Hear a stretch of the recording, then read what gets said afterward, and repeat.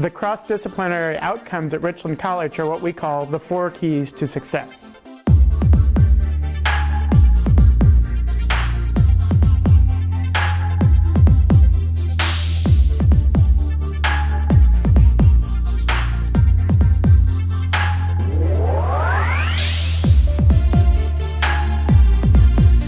Those keys unlock unlimited potential for Richland's degree-seeking students. Richland provides the experiences needed to learn and practice these skills that you use in your career, but also in everyday life. My current position is the Economic Development Officer for the City of Decatur. My job is to retain, attract, and expand current retail. Before that, it was all non-retail, so it was all about the sales. You have to be able to sell the message and sell Decatur, so the whole thing was based around communication. I took speech courses here, political science, everything revolved around communication, and without the communication side of things, I wouldn't be able to convey all my ideas. I mean, everyone has great ideas, but if you can't convey them to somebody else, they're worthless. With communication, both verbal and nonverbal, I think that that's really important, because if you do not have the ability to effectively communicate, people won't listen. They may hear the noise that's coming out of your mouth, but they won't listen to you. So you have to have the ability to be able to convey what your thoughts are in writing and verbally. And Richland gave me the base for that. One of my professors, just in the way that he taught his class, he impressed upon us the importance of being able to communicate. One of the things that he did with me, I was in English class, he told me that my communication skills were very good, and he wanted me to be in this play. And so I went and auditioned for this play, and those skills that I learned from being able to be on stage and almost the fearlessness that you need to have behind that is why that I can do presentations and speak in front of large crowds of people. And so I'm very grateful to him for doing that, because otherwise I probably would not have that skill set today.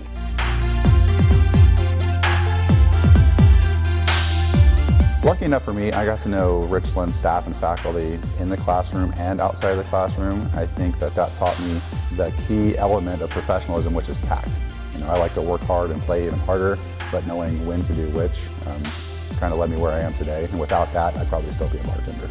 I learned a lot when I started there at Richland several years ago in, number one, dealing with the faculty, dealing with classmates. When you had to work on projects together, you have to be professional in the way that you handle those, because otherwise you don't get work done, and you have to be held accountable for that. And then also today, my ultimate goal is to be in the restaurant industry.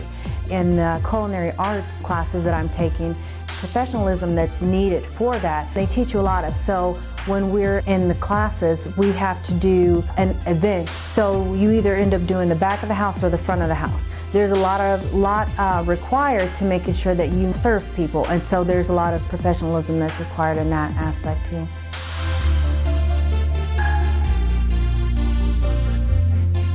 Be able to think critically and creatively, it lets you recognize the opportunities that are in front of you. Success lies on the corner of opportunity and preparation, and without being able to think critically and creatively, you're not going to be able to recognize those opportunities.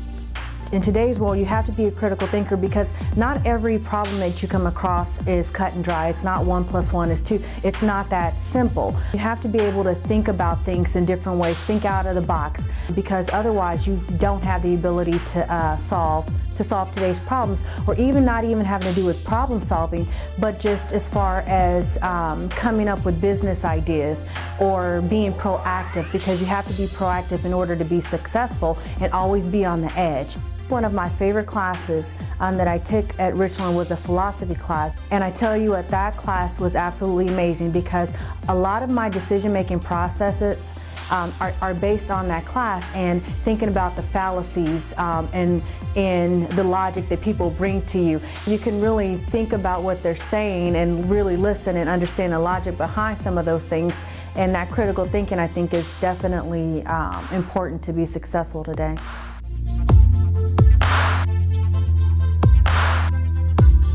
Something I think a lot of students at Richland take for granted is how nimble Richland is. I got to go to a state school too, and that was right at the beginning when the web was coming out.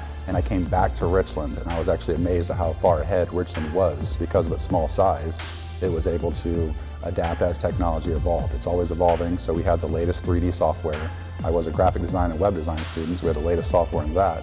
While the state school was still writing the curriculum, Richland was actually doing it. I can't remember the name of the course, but in that class they taught you the Excel, Microsoft Word, and some of those other things. Well, still today in everyday business you use those, and if you're not proficient in them, you basically fall behind. So most of the worksheets that I use are Excel. All of the things that you use to communicate are Microsoft Word. So they're relevant. They're still relevant today.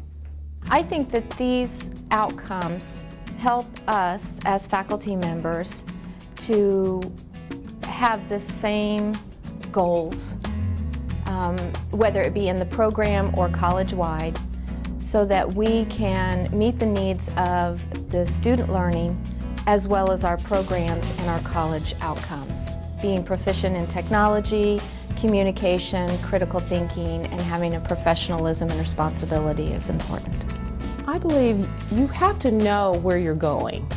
And I think when students know that a college has certain outcomes or expectations, then they know what's expected of them. And I think our students will be able to walk away from Richland saying, you know, these were the expectations, these are the outcomes. I went to that class, these are the things that the teacher told me that I was going to learn, or I should expect at the end of the semester to have learned.